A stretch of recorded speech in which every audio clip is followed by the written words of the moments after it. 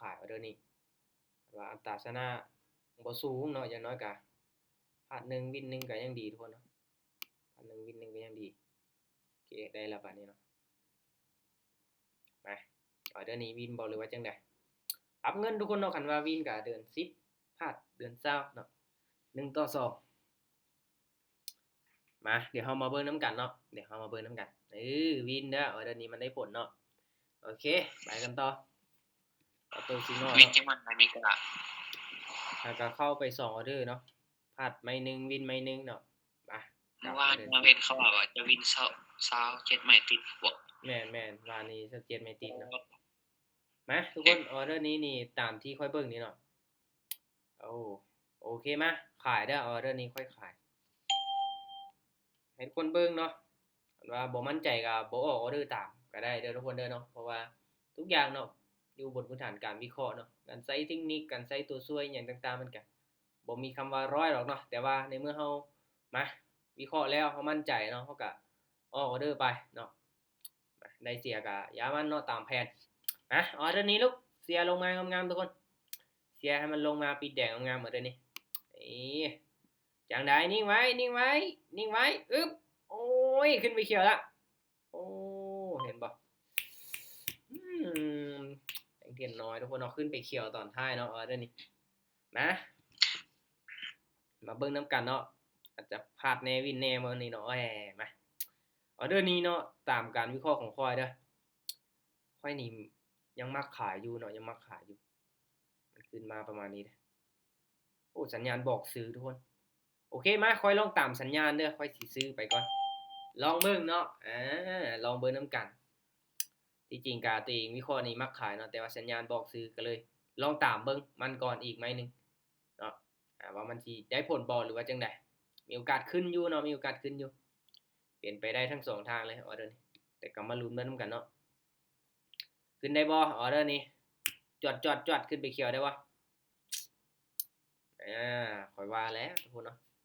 ออเดอร์นี้บ่ได้ดอกจันลงยาปานนี้เนาะออโต้ซิกนอลมื้อนี้วิเคราะห์เองสิบ่เนาะบ่ได้จ่ายไว้มื้อนี้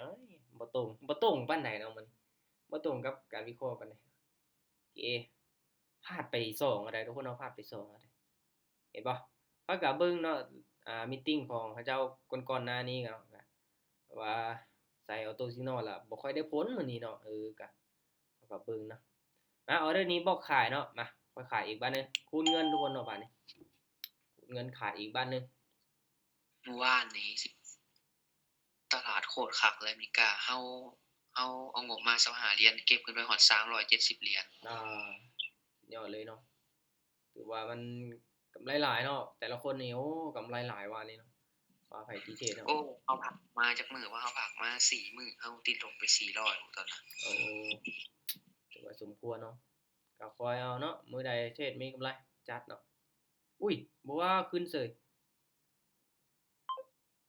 โอ้ทุกคนเนาะตลาดมื้อนี้เนาะอืมโอ้ทุกคนเนาะบ่เปลี่ยนใจเด้อมื้อนี้เด้ออันตรายทุกคนเนาะโอ้จ้ะนี่เขาเองนี่บ่จันจังหวะทุกคนเนาะเดี๋ยวลองเบิ่งเนาะลองเบิ่งเนาะโอ้ตัวสิเนาะขึ้นเฉยเนาะตลาดสวิงขึ้นไปสิระมัดระวังทุกคนเนาะคันว่ามื้อที่ตลาดบ่งามเนาะออเดอร์นี้เราผ่านก่อนเด้อมาเบิ่งว่าเราผ่านไปนี่มันสิได้ผลบ่เนาะออเดอร์นี้โอ้เพราะว่ามันนี่ก็ขายอยู่จันเด้อ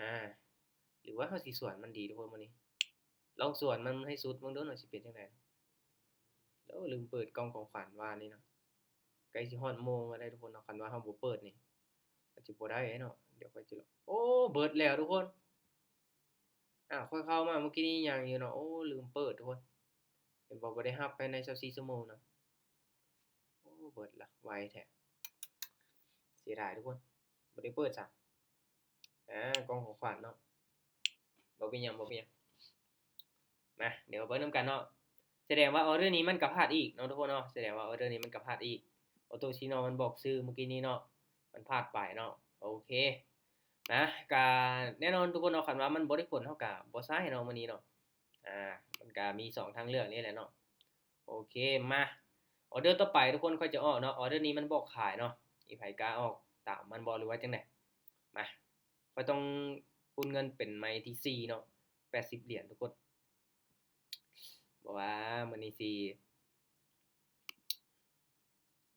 บ่ได้ผลนี่บ่ได้ทุกคนเนาะมาคำว่าลบก็ให้อยู่ในแผนก่อนเนาะบวกกันในแผนโอเคเบาๆเนาะขาดทุนไปหน่อยนึงซิวๆทุกคนเนาะวันนี้กำไรหลายเด้ โอ ว่า เคจานซื้อขึ้นเต็มจาน แสดงว่ามันบ่ได้ผลเนาะเอาละทุกคนมาเอิ้นได้ว่าอยู่ที่การตัดสินใจของเฮาเนาะมื้อนี้นี่สิลองสวนมันจักบาททุกคนสวนออโต้ซิกนอลเบิ่งมันพลาดหลายไม้แล้วเนาะทุกคนเนาะมาวัดใจนำกันทุกคนเนาะเดี๋ยวเบิ่งนำกันเนาะปรับเงินออเดอร์นี้ปรับเงินโอเคมันบอกซื้อเนาะออเดอร์นี้โอเคค่อยขายเด้อทุกคนเด้อมาอยู่ที่ทุกคนตัดสินใจเนาะว่าสิตามหรือว่าสิสวนหรือว่าสิเบิ่งซื่อๆเนาะมา เอาตัวนี้ซื้อจานเด้อ โอเคจัดไปค่อยขายมาแล้วลุ้นมาทำกันทุกคนวิธีการตัดสินใจของเฮาพร้อมเนาะมาหรือว่ามันเป็นน้ำเฮาบ่หมานบ่หรือว่าจังได๋มื้อนี้เอ้ยจังไดอ๋อเดี๋ยวนี้ เป็นน้ำประมาณจานจองรถไว้ติ จังหว่าแหละเด้อทุกคนมันขึ้นไปยอดซื่อ วันนี้เอาไลน์ ๆลงมาจังได๋ก็แดงนะไว้นี่เห็นบ่ทุกคนเนาะมื้อนี้เฮาสวนออโต้ซิกนอลไปสวนก็สวนให้สุดตัวทุกคนเดี๋ยวลองเบิ่งนำกันวินโอเคเนาะมาเดี๋ยวค่อยสิลองสวนมันทุกไม้เลยเด้อทุกคนเด้อเพราะว่ามื้อนี้นี่มันบ่ได้โหดเนาะถ้างั้นนี่เฮาก็สวนมันเนาะมันมี2ทางเลือกเลยแหละบ่ตามก็สวนเนาะมากลับมาเดิน10เหรียญคือเก่าออเดอร์นี้จังได๋ขายเนาะค่อยซื้อเด้อออเดอร์นี้จัดไปค่อยซื้อ10เหรียญเนาะเบาๆหรือว่าบ่มานํเป็นค่อยจองรถบ่ทุกคนเนาะโอ้มันต้องมาแหละเนาะ แม่นแล้วติ คันว่าบ่มานี่ ติประมาณ พอตแตกนี่บ่มีเงินไปจ่ายมีเงินไปจ่ายค่ารถเด้อทุกคนเนาะมาลุ้นมานำกันว่าเดือนนี้มันอาจจะลงมาย่อ ขายจานเด้อ โอเคประมาณเดือนหน้าพุ่นแหละทุกคนเนาะค่อยออกรถค่อยได้หามื้อหายามไว้แล้วเขียวนะออเดอร์นี้เขียวนะทุกคนเขียวนะเขียวงามเลยออเดอร์นี้เอ้า โอ้จังได๋บ่เขียวจานแดง ตลาดมื้อนี้เนาะจังหว่าอะไรเด้อทุกคนเนาะเทคนิคใดก็สิเอาบ่อยู่เลยติแบบนี้ โหดเกินไปที่บอกดีดปั่นกบเช่นเมื่อกี้นี้เนาะโอ้ยปึดปัดอยู่โดน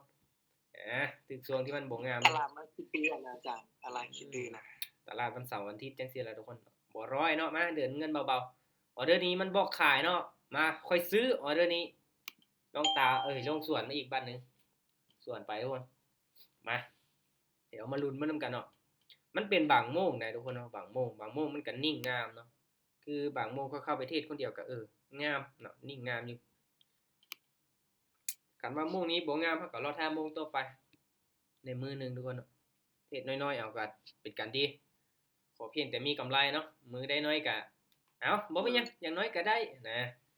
ก็ต้องคิดจังซั่นอย่าเด้ออเดอร์นี้เขียวโอ้ทุกค โอน เคจานขายเต็มอีก ป แล้ว ก จาน ติอาจารย์นั้นเคนเดียวนี่ก็ ใช่ล่ะ ออกทุกไม้อยู่แบบ กัมโบได้ทุกคนบ่ออกทุกไม้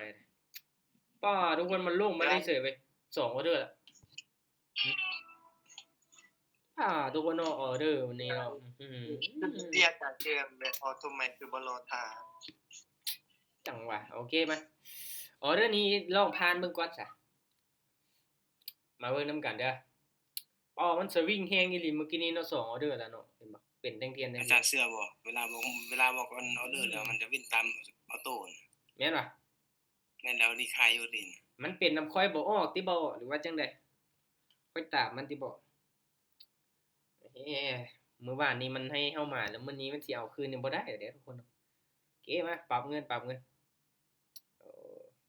โอ้มันวินดีเนาะบาดนี้เนาะ แม่นบาดบอกวินดีบัด บัด นี้ ค่อยสวนพันมันวินดีขนาดเนาะทุกคนเนาะโอ้ยบัดค่อยตามมันหั่นนะนี่บ่คือมื้อวานนี้เลยเว้ยมาบ่เป็นหยังเดี๋ยวเบิ่งนำกันทุกคนออเดอร์นี้เมื่อกี้นี้มันได้ผลมา3ไม้แล้วแม่นบ่เพราะว่าค่อยสวนมันไปสอบเนาะแล้วไม้นี้ค่อยบ่ได้ออกไปสวนมันเนาะคันว่าสวนมันก็วินอีกเนาะโอเคออเดอร์นี้โอเคค่อยซื้อเด้อออเดอร์นี้ค่อยซื้อเด้อทุกคนเด้อมาถามในส่วนได้เนาะตลาดมื้อนี้มาเบิ่งนำกันเนาะอีหยังก็เกิดขึ้นได้ทุกคนเนาะบ่มีหยัง 100% เนาะ วิเคราะห์แล้วก็จัดไปได้เสียกับอีกเรื่องมาลุ้นมานำกันว่า เอา เดือน ตั นี้ วบนสมองกัน เนาะจัดไปเลยมันลงมายอกขนาดมันขึ้นยาวๆเนาะมันยังลงมาได้ออเดือนนี้มันลงมายาวมันก็ขึ้นได้คือกันเนาะ เต็มๆเลยอาจารย์เต็มๆเนาะเลยนะ จังได๋ก็เขียวนะไว้นี่ โอ้ยเนาะ จังได๋ก็เขียวนะนี่ อุ้ย เอาแล้วไปกันต่อทุกคนไปกันต่อกำไรมาซะ3เหรียญแล้วเนาะจากตัวทุน300คันมือที่ตลาดบ่งามนี่ค่อยก็บ่ใช้งบหลายเด้อทุกคนเนาะคันมือที่ตลาดงามก็ใช้งบหลายแน่เนาะขึ้นอยู่กับแผนของเฮาเนาะที่วางมาแต่ละมื้อเนาะตลาดเป็นจังได๋โอ้ออเดอร์นี้บอกขายเนาะออเดอร์นี้ค่อยซื้อเด้อทุกคนเด้อสายส่วนออโต้ซิกนอลมื้อนี้เนาะเมื่อวานนี้ตามมาละมื้อนี้นี่ขอส่วนเบิ่งจักบ้ามาลุ้นเบิ่งนำกัน Bitcoin นี่สิขึ้นไปฮอดแสนอีกอยู่บ่ทุกคนมีไผที่ซื้อ Bitcoin บ่หรือว่าจังได๋ มันเอาส่วนแล้วมันสิวินหลายก่อนพลาดได้บัดนี้นะ จังว่าหั่นแหละเนาะมาออเดอร์นี้จังได๋ก็เขียวงามให้เฮาได้ล่ะมันต้องปิดเขียวงามแล้วออเดอร์นี้คันลงมา1วิสุดท้ายนี่สงสัยต้องหารายแยกง่ายแล้วทุกคนเนาะเอ้า แอนฟาร์มเป็นอาจารย์ โอ้บ่ได้คำเว้าศักดิ์สิทธิ์โพดแบบนี้โอ้ทุกคนเนาะบ่น่าเลยเนาะโอ้ยตลาดช่วงนี้ขี้ร้ายแฮงเนาะทุกคนเบิ่งเป็นกรณีศึกษาเนาะบ่เป็นหยังเจ็บใจเว้ยคันว่ามันลงมาตั้งแต่10วิก็บ่ว่าเนาะลงมาตอน2วินี่มาออเดอร์นี้ทุกคนออเดอร์นี้ผ่านก่อนเนาะบ่ทันละออเดอร์นี้นี่คันว่าออโต้ซิกนอลเนาะมันบอกซื้อเนาะมันบอกซื้อเนาะแนวโน้มก็เป็นขาขึ้นอยู่เนาะแต่ว่าแท่งเทียนมันนิ่งเกินไปบ่มักปานใดเนาะทรงที่มีไส้ยาวๆแท่งเทียนนิ่งๆทุกคนคันเจอทรงมันงามๆเนาะคือย้อนหลังมานี่เห็นบ่ทรงนี้นี่ไผแน่เนาะทรงนี้ไผแน่เนาะงาม เดี๋ยว2-3 วิแล้วดีดเนาะ ๆแม่ BTC นี่ ตึกทรงที่บ่งามนี่โอ้อันตรายเห็นบ่ไม้นี้เฮาบ่สวนแล้วมันโอ้ยมันสวนแล้วมันได้ผลบ่ได้ติทุกคนคันสวนแล้วมันได้ผลคันบ่สวนแล้วมันก็พลาดเนาะมาลุ้นมานำกันเนาะมาเบาๆทุกคนเนาะเบาๆไปกันต่อให้ทุกคนเบิ่งเป็นกรณีศึกษาแหละเนาะกราฟแบบใดเป็นตาเทศกราฟแบบใดบ่เป็นตาเทศเนาะทุกคนก็เบิ่งเอากราฟแบบนี้เทศเสียบ่เป็นตาเทศทุกคนก็บ่เทศเอามานานเนาะมาเอาเรื่องนี้ค่อยซื้อเด้อจัดซื้อเลยมันนะ กราฟแบบใดที่เป็นตาได้ทุกคนก็เทศกราฟแบบนั้นเนาะมีได้มีเสียทุกคนเนาะป๊อดโถ ขายอาจารย์ขายเด้อ มันลงมายอกนะทุกคนออเดอร์นี้จังได๋ก็เขียวนะถ้าเบิ่งรถ ยาเว้าที่อาจารย์ยาเว้าที่จะได้ย้อนแล จังได๋ก็เขียวนะคำเว้าค่อยศักดิ์สิทธิ์นะทุกคนมา 1 วิสิขึ้นนะ แม่นๆประมาณ1วิสุดท้ายเนาะจวดขึ้นไปเขียวเลยเห็นบ่ เห็นบ่ ขึ้นแล้ว เห็นบ่ไล่มาทุกคนค่อยว่าแล้วนะเขียวสึกเลยเว้ย 3 ทีมันเริ่มดีดขึ้นแล้ว แม่นว่าแล้วเนาะมันต้องเป็นจังซี่มาไปกันต่อทุกคนบริหารเงินเนาะเดือนนี้10 20 40 80เนาะบ่พลาดเกินงบนี่มีกำไรอยู่น้อยก็อย่ามันออเดอร์นี้มันบอกซื้อเนาะโอเคค่อยซื้อออเดอร์นี้ลองตามมันบาดนี้เนาะตามแล้วก็ส่วนเนาะคันว่ามันพลาดแล้วก็วินเฮาก็ตามแล้วก็ส่วนมันต้องมีสเต็ปแม่ทุกคนเนาะการนำไซมันนี่เราต้องไซให้เป็นมันลงมายอกถ้าเบิ่ง มันลงมาก่อน มันลงมาก่อนซื้อออเดอร์นี้นี่ถ้าเบิ่งโลด ยาเว้าที่อาจารย์ยาเว้าที่นั่นมันขึ้นอีกแล้ว เดี๋ยวมันก็ขึ้นบ่ขึ้นมื้อนี้ก็มื้ออื่นนี่แหละ เอาจังได๋ลูกโอ้จังได๋ขึ้นสิปึ๊บนั่นค่อยว่าเลยน่ะโอ้ยทุกคน โอ้จังได๋ว่าตลาด มันอยากเกิดหั่นน่ะมื้อวานนี้มั่นใจสุดเนาะวานนี้เนาะจังได๋ก็วินเนาะมันเอาคืนวันนี้จันโอ้ยบ่เอาคืนล่ะค่อยสิเอาคืนแล้วเนาะมากำไร41แล้วทุกคนไปกันต่อถ้าเบิ่ง ออเดอร์นี้บอกมาเลยเนาะโอ้มันบอกซื้อเนาะออเดอร์นี้ค่อยขายเด้อทุกคนนะค่อยขายมาอยู่ที่เฮาเนาะสิตามมันหรือว่าสิสวนมันอยู่ที่เฮาเนาะประสบการณ์ล้วนๆทุกคนมาออ อเดอร์นี้จัดไปเอ้งามๆเนาะออเดอร์นี้นี่บ่ ยามัน1วิอีกนะเบิ่งทรงนี่ เอ้ยถ้าเบิ่งคันว่ามันเป็นแดงก้อนนี้บ่มักปานใดเนาะมักให้มันขึ้นเขียวเนาะตอนท้ายมันสิลงมาออเดอร์นี้นี่บ่ว่าอ้าว การได้บัดนี้ มันขึ้นไปยอก โอ้ออเดอร์นี้โอ้ยมันขึ้นไปตอนท้ายนะทุกคนเนาะคันว่ามันขึ้นไปก่อนนี่มีโอกาสอยู่เนาะมีโอกาสอยู่ มันมักที่จะเปลี่ยนตอนท้ายนะโอเคมาปรับเงินหมายนี้ ออโต้ซิกนอลก็อยู่ที่เฮาได้ทุกคนเนาะตามแน่ส่วนแน่อยู่ที่เฮาเนาะมาออเดอร์นี้บอกซื้อเนาะโอเคออเดอร์นี้ค่อยซื้อเด้อทุกคนเด้อมาออเดอร์นี้ค่อยซื้อเนาะจัดไปไม่ก่อนนะท่านสวนเนาะไม่นี้ตัดเอาอีกแล้วทุกคนเนาะคันว่ามันขึ้นมาเขียวก้อนนี่อย่าฟ้าวดีใจเดี๋ยวทุกคนเนาะอย่าฟ้าวดีใจ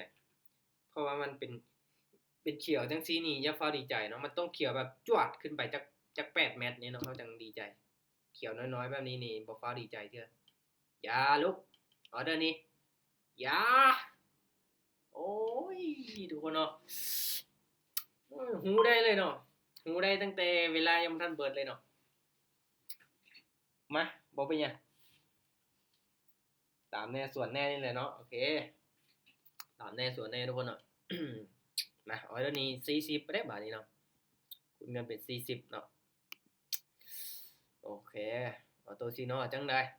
โอเคออเดอร์นี้ค่อยซื้อมาออเดอร์นี้ค่อยซื้อเลยทุกคนเนาะซื้อเลยสวดเลยเนาะสวดออโต้ซิโนเลยไหมสวดออโต้ซิโนเลยให้ทุกคนเบิ่งเอาเนาะทุกคนเบิ่งเอา มามื้อนี้นี่ว่าเรื่องใจทุกคนเนาะไปเบาๆโอ้ บ่คือเมื่อวานเนาะบ่คือเมื่อวานขึ้นไปยาวๆลูกเฮ้ยทุกคนเนาะจังได๋ก็วินน่ะไหมนี่คันว่ามันลงมานี่หาลายทุกคนเนาะเฮาคือสิได้ไปจิบกาแฟเย็นๆแล้วคันว่ามันลงมาได้โอเคจังได๋ก็วินน่ะไหมนี่นี่ตามแน่ส่วนแน่ทุกคนเนาะส่วนออโต้ซิโนเนาะมื้อนี้มันบอกขายเฮาซื้อเนาะวินต้องนำไซให้เป็นทุกคนนำไซให้เป็นแต่ละมื้อเนาะมา คือเทคนิคคือกันเนาะมื้อที่มันบ่ได้ผลเฮาก็ส่วนมันเนาะคันว่ามื้อที่มันได้ผลเฮาก็ตามมันเนาะเฮาก็ต้องสังเกตเบิ่งตลาดพร้อมเนาะแต่ละมื้อออเดอร์นี้โอ้มันบอกซื้อเนาะโอเคค่อยขายมาออเดอร์นี้ค่อยส่วนอีกบ้านนึงค่อยส่วนมันอีกบ้านนึงเนาะออเดอร์นี้มันขึ้นไปเขียวนี่มันขึ้นไปยอกซื่อๆทุกคนเนาะถ้าเบิ่งจังได๋ออเดอร์นี้มีคนออกบ่ทุกคนออกบ่เด้อนี่ ออก ว่าซื้อหรือว่าขายเด้อนี่ ซื้อเลยจานมันดิ่งอยู่ดิ เฮ้ยจังเด็กมันก็ลงมานี่น่ะ ว้าโต ว่าแล้วนะนี่เห็นบ่ มันเล่นแทงคู่เลยมัน มันอยากเกินฮะนะทุกคนวิน ออเดอร์นี้10เหรียญมาอาจารย์ไปป้าโถ 10เหรี ใจ ยญ เต้น ได้ ปุ๊บๆลำกี้นี่ ใจเต้นตึบๆเลยเนาะคือว่าหั่นแหละทุกคนว่างบเฮาบ่หลายเนาะ10เหรียญโอ้ยใจเต้นตึบๆทั้งหมดแล้วเนาะกันว่าไป1เหรียญแค่นี้ พออิน30เหรียญซะ มาออเดอร์นี้ทุกคนเนาะค่อยซื้อเด้อทุกคนเด้อค่อยซื้อเด้อออเดอร์นี้ค่อยส่วนออโต้ซิโนอีกบาทนึงเนาะค่อยซื้อเนาะทุกคนกะมาเบิ่งนะเป็นจังได๋ออเดอร์นี้ต้องขึ้นจวดๆยาวๆจวดๆยาวๆมันกำลังเป็นคู่อยู่ตอนนี้เนาะกำลังเป็นคู่อยู่เป็นเท่นๆคู่มาอยู่เนาะแดงมา2เขียวมา2แดง2 เทศเสาร์อาทิตย์คนหลงป่านี่บ่ฮู้สิไปทางไหนเลย ตลาดบ่คือเก่าได้เนาะแต่ละมื้อเนาะเฮ้ยอย่านิ่งไว้เฮ้ยกะจังซั่นล่ะบ่ เพราะว่าขึ้น นี่ มีคนดึ ทุ ง กคนเนาะนี่ว่าแล้วนะวินมาจังไหมล่ะทุกคนวินมาจังไหมติล่ะเบิ่งประวัติดู3ออเดอร์ติดกำไรเท่าไหร่กำไร100แล้วเนาะมื้อนี้โอเคมาขนาดต้นทุน300นะบวกมา68แล้วทุกคน28%แล้วเด้นะถือว่าเฮาเอาหลายเด้เฮาเอาหลายเนาะมาไปกันต่ออีกเนาะเวลายังอยู่ออเดอร์นี้มันบอกขายเนาะค่อยซื้อเด้อออเดอร์นี้จัดไปนี่ค่อยสายส่วนออโต้ซิโนมื้อนี้อ้าวคือลงมาแดงแล้วลูกบัดมาโอ้แทงนี้ลงมาแดงทุกคนเนาะ ผิดพลาดหน่อยหนึงบ่เป็นหยังบ่เป็นหยังแค่ จานกับรับไปกลับมาได้จาน แม่นป่ะเกือบรับไป แม่ ก่อน นแหละ ได้เอาแหละทุกคนมันลงมายอกติแทงนี้จังได๋ก็เขียวนะนี่มันลงมายอกจังได๋ก็เขียวนะมันจังได๋ก็เขียวนะปึ๊บกลับขึ้นไปสิ นิ่ง ลูก นิ่งโอ้ยคนนี้พี่ในจานนิ่งแล้วโอค เสียดายทุกคนมันลงมาแดงก่อนนะเมื่อกี้นี้เนาะค่อยกดออเดอร์แล้วลงมาแดงนะคันลงมาไวนี่ค่อยก็สิตามมันอยู่เนาะมันเป็นคู่มาหลายเด้เนาะแดงมา2เขียว2แดง2ปรับเงินเนาะปรับเงินเบาๆทุกคนเนาะมีกำไรก็ไปเบาๆเอากำไรไปเด้เนี่ยโอเคออเดอร์นี้มามันบอกซื้อเนาะโอเคค่อยซื้อลองเบิ่งลองตามมันเด้อบาดนี้เด้อลองตามมันออเดอร์นี้ก็ตามแท่งๆคู่ไปพร้อมเนาะเป็นที่กลืนกินอีกกลืนกินขาขึ้นอีกเนาะจังได๋ก็เขียวแล้วไหมนี่ได้ว่าจังได๋เนาะ Bitcoin นี่ยังบ่ผ่านแนวต้านเนาะแนวต้าน 80,000 เนาะขึ้นไปละเทลงมาอยู่เนาะ โอเคจานลงมา เอาแหละจังได๋ไหมนี่บ่แม่นมันลงมายอกติทุกคนว่าจังได๋ น้อยยาเฝ้าตี ลงมายอดติ แหกส่วนอยู่นี่ โอ้ จังไร จังได๋ จังไรอีกเอ้ย โอ้ โอเค หยอกแฮงบ่ตินี่บ่ขึ้น3บาทไม้ตามเพิ่นบ่ได้ผลไม้ส่วนเพิ่นมันได้ผลออกมาตัวพี่น้องโอเคมาไปกันต่อทุกคนไปกันต่อปิดไมค์ให้แน่ทุกคนมีเสียงรบกวนหน่อยนึงนะปิดไมค์ให้แน่โอเคไหมออเดอร์นี้ทุกคนเนาะ ไม่สิทางพันอ่ะ ทานก่อนเดี๋ยว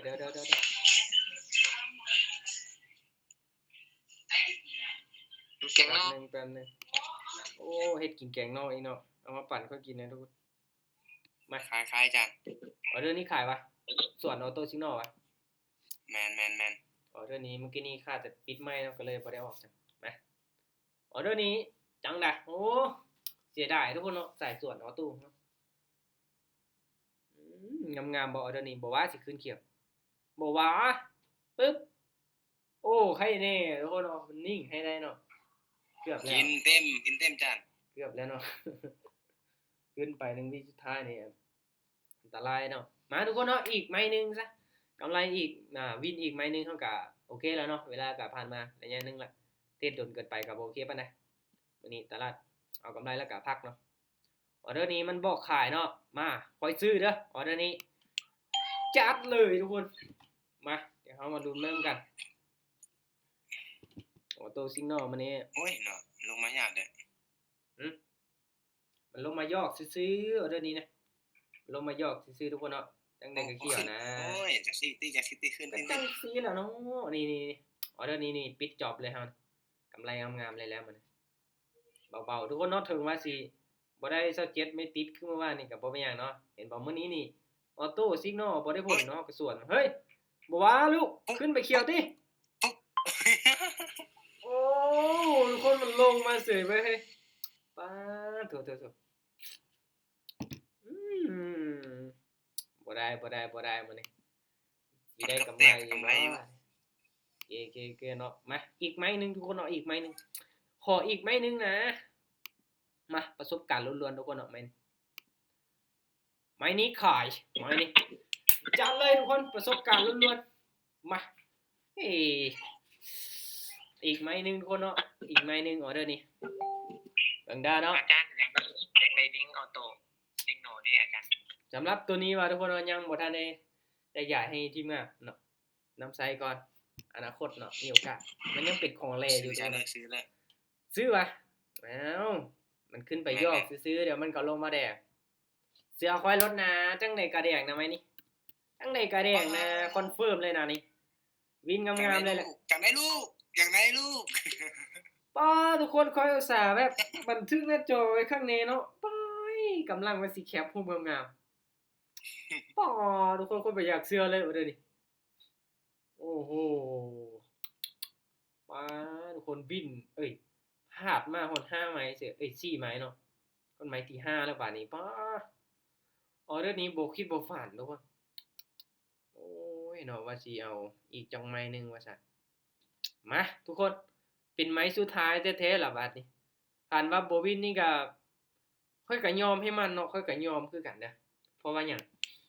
คือที่ทุกคนเห็นเนาะป๊าดโตมันลงมางามๆแล้วเนาะบัดมันดีดมันสวิงแรงเกินไปเนาะสวิงแรงเกินไปมา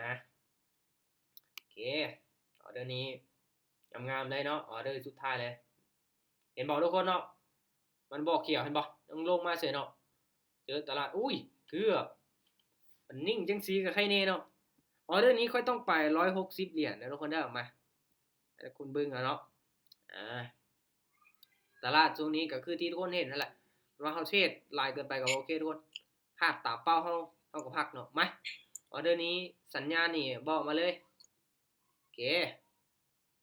ออเดอร์นี้เนาะมาทุกคนเนาะค่อยขายเด้อออเดอร์นี้จัดเลย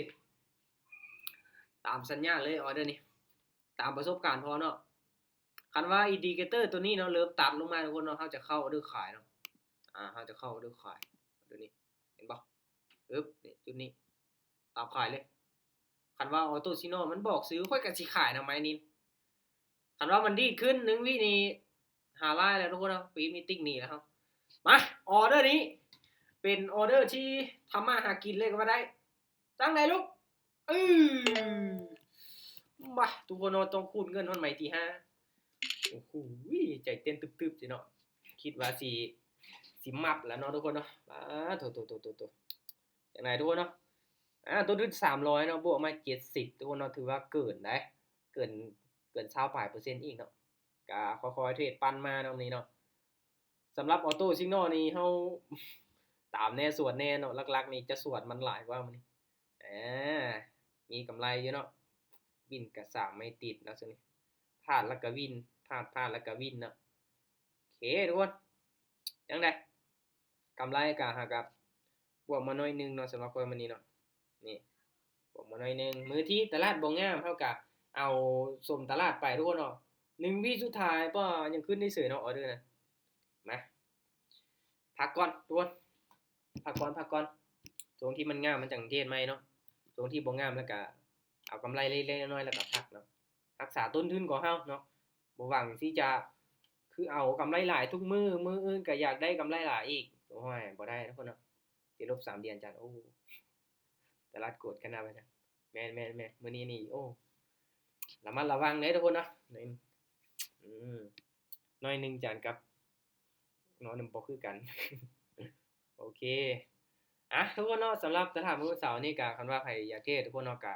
เดินเงินเบาๆเอาเนาะเดินเสมอก็ได้เนาะเฮาบ่จำเป็นต้องคูณเงินไม้ใหญ่หลายเนาะไปไม้1เหรียญ2เหรียญเดินเงินเสมอเอาก็โอเคกว่าเนาะรอท่าออเดอร์ที่มันนิ่งแน่ตลาดบ่ผันผวนปานใดเนาะช่วงนั้นจังเข้าไปเทรดเด้อทุกคนเด้อโอเคเวลาก็พอดีเบิดเลยทุกคนเนาะขอบใจทุกคนที่เข้ามาร่วมเนาะหวังว่ามื้อที่ตลาดงามๆเนาะเฮาจะวินรัวๆอีกเนาะโอเคไว้มื้อหน้าทุกคนเจอกันใหม่เด้อขอบใจทุกคนที่เข้าร่วมเนาะบ๊ายบายทุกคนบ๊ายบายเด้อ